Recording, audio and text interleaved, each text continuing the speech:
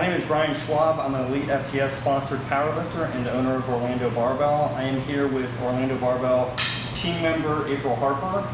She has made great improvements following the minimalist or M2 method, which will be out in ebook format soon.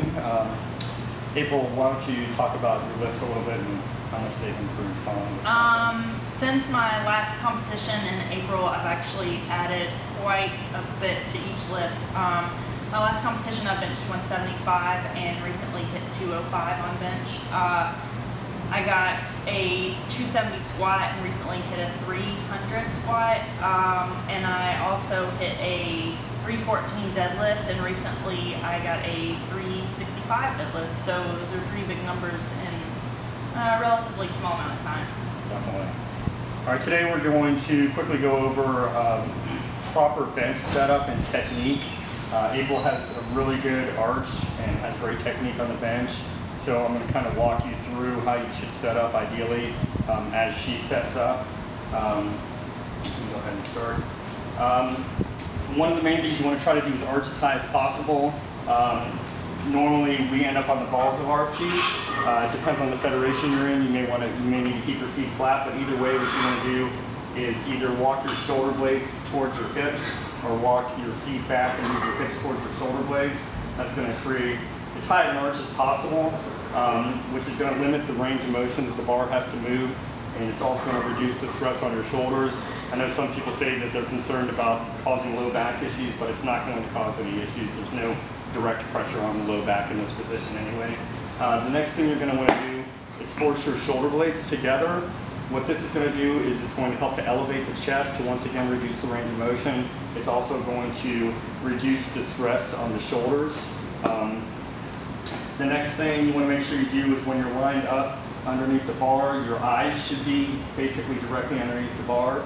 You're going to want to take a big breath prior to lifting off. Then take another breath before you lower. Press. Go ahead and do another one. Press. Good.